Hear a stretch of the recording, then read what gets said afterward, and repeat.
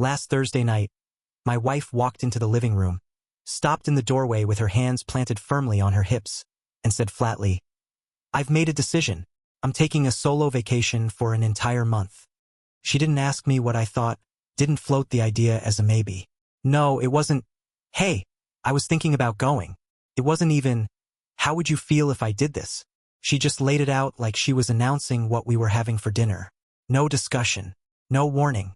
I sat there staring at her, waiting for the punchline, but none came. "That's actually perfect timing," I finally said. Her face twitched, the little expression she makes whenever her plan isn't landing the way she imagined. "Perfect timing?" she asked, suspicious. "Yeah," I replied, setting my phone aside. "I was just thinking it might be a good time for me to take a break, too.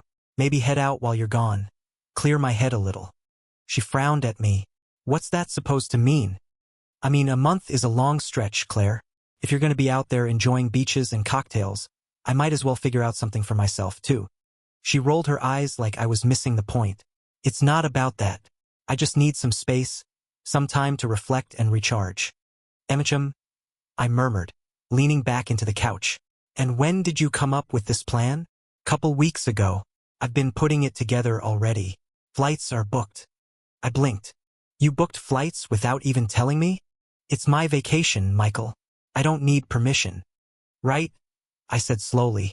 "You don't need permission, but you do have a husband who might deserve to know when you're planning to vanish for a month." She shrugged, as if I was being dramatic. "We've been stuck in a rut. I figured time apart could help." "Sure," I said with a smile that wasn't a smile. Like I said, perfect timing. We left it there, but my mind didn't shut off. 4 years married, 6 years together, and she just drops a grenade like that? The way she said it didn't sound like self-care. It felt calculated. The next morning, I got my first real clue. I was making coffee when Claire's best friend, Sophie, texted me out of nowhere. We're not super close, but she's always been friendly enough. "Sophie, hey, random question. Are you doing okay?" Me, yeah. "Why?" "Sophie, because Claire's been talking about this solo trip for weeks, and I just found out who else is going to be in the same place at the same time."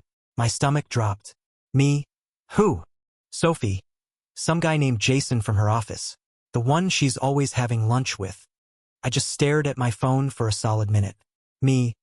Wait, are you telling me she's going on vacation with him?" "Sophie. She's telling people it's just coincidence, but come on. I thought you deserved to know." And there it was. My wife wasn't just sneaking off for a month-long solo retreat. She'd lined up a getaway with some guy I'd never even met. The rest of the day, I couldn't think about anything else. My brain kept replaying little moments. The late nights at work, her sudden obsession with Pilates, the way she angled her phone away whenever I walked by. I didn't want to jump to conclusions, but all those pieces were snapping together like a puzzle. That night, when she got home, I decided to play it cool. "How was work?" I asked, handing her a plate of pasta. "Busy," she said, barely glancing at me. "Someone called in sick, so I had to cover." "Jason," I said casually. Her fork froze midair. "What?" "The guy from your office. Jason. The one you've been getting lunch with." Her eyes narrowed. "Why are you bringing him up?" "Just curious," I said. "Sophie mentioned him." She set her fork down a little too hard. "So now you're talking to Sophie about me?" "I'm talking to Sophie because you're heading off on a month-long trip without your husband. And apparently she knows more details than I do." Her cheeks flushed red. "It's not what you think." "Oh? So it's not that you're sneaking around with some guy from work?" She shot up from the table. "I'm not sneaking around. He's just a friend." "Funny. Then why didn't you bring him up before? Why didn't you mention that your solo trip just happens to overlap perfectly with his?" "That's a coincidence," she snapped. "Sure," I said calmly. "One big coincidence." She grabbed her plate and stormed off to the bedroom. I let her go. By Friday morning, I'd made up my mind. If she wanted to play games, I could play smarter. I called up Vanessa, an old friend I dated briefly before Claire. These days we just met up for coffee every now and then. Vanessa's a travel blogger, and I knew she'd been planning a trip to Greece. "You still heading out next week?" I asked. "Yeah. Why? Think I could tag along for part of it?" She hesitated. Are you okay?" "I'm fine," I said. "Just feel like I need a change of scenery." Vanessa chuckled. Well, I'll be working most of the time, but sure. Perfect, I told her. That afternoon, I booked my flights. When Claire came home that night, she was glowing, in an unusually good mood. Guess what? She said, kicking off her heels. What's up? I scored a room upgrade for my trip, ocean view balcony. Nice, I said casually. I booked mine too. Her smile faltered. Your what? My trip. While you're gone. She blinked at me. You're going somewhere? Yeah, Greece. With who? Vanessa. Her jaw tightened. Vanessa? Your ex? Technically, yeah. But she's mostly just a friend now. We're only traveling together for part of the trip. That's weird. Is it though? You're spending a month in the same town as Jason. That's different, right? Totally different. She didn't say much after that. Saturday was tense. She kept watching me like she was trying to figure out whether I was bluffing. I didn't bring it up again. I wanted her to sit with it. Sunday morning, Sophie texted again. Sophie. So, Claire's freaking out.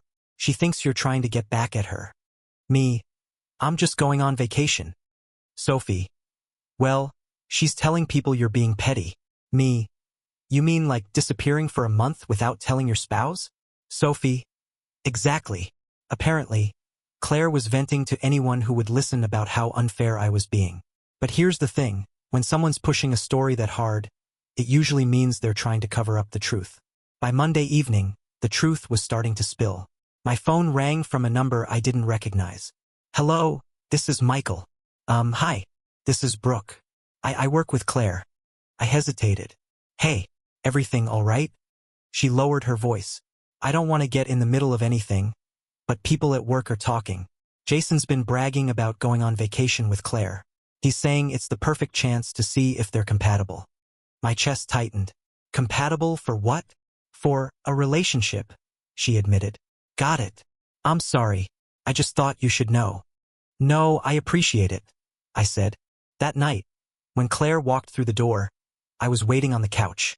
So, you and Jason think you're compatible? I asked. She froze. What are you talking about? Word gets around, I said. Her eyes darted away. People gossip. So, it's not true? I pressed. She swallowed hard. I don't want to do this right now. Yeah, I said flatly. I figured you wouldn't. By Tuesday, I'd made up my mind. I wasn't going to push her again until I had something solid. If she wanted to keep playing games, then fine. I'd learn to play smarter. In the meantime, I was going to focus on myself, and I had a feeling she wouldn't like the version of me that came out on the other side. What I didn't realize was that by Wednesday, her entire plan would start crumbling, without me having to lift a finger. That morning, I got another text from Sophie. This one was just 2 words. Call me. I stepped out into the hall at work and dialed her number. She picked up immediately. She's been lying to you about more than just Jason, Sophie blurted out, skipping any kind of greeting. My chest tightened. All right, keep going. I saw her at dinner last night. She didn't know I'd be there.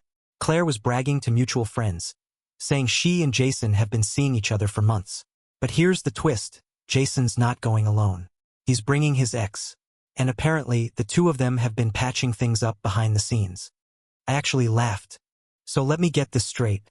She planned this whole solo trip just to meet up with a guy who's actually going back to his ex. Exactly, Sophie said. She doesn't have a clue. She honestly thinks she's about to spend a month playing house with him. The image of Claire showing up with stars in her eyes, only to find him cozied up with someone else, almost made me choke on my own laughter. What do you want me to do with this? I asked. Sophie's tone was sharp. Tell her. Stop her before she humiliates herself. I thought about it for a long second. Part of me wanted to let her crash and burn, to let reality smack her in the face. But another part, the part that remembered who she was before all this, didn't want to see her blindsided.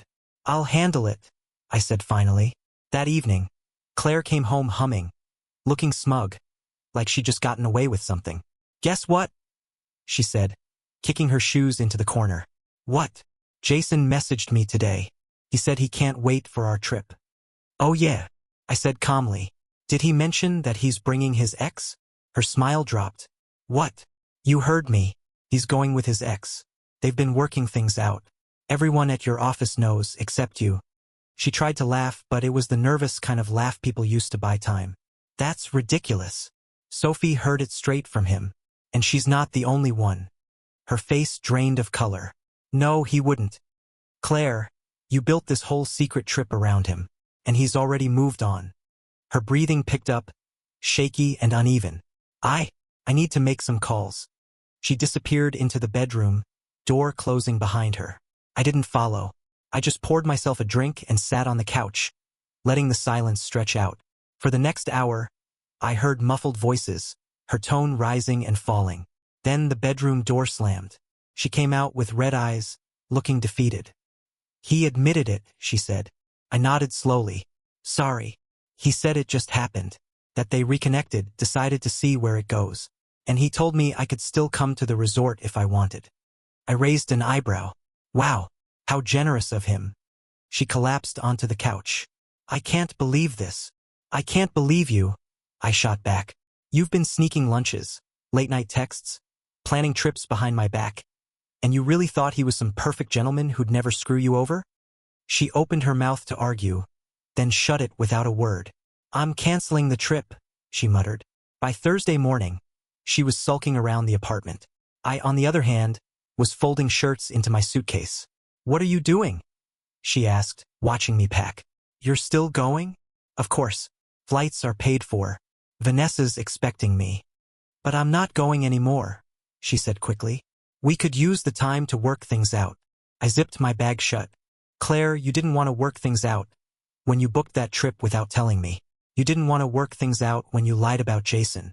You only care about working things out now because you got burned. She flinched. That's not fair, she whispered. Fair. I met her eyes. You were about to disappear for a month with another man. I'm just going on vacation with a friend. Her voice cracked. I made a mistake. No, I said firmly. You made a series of choices.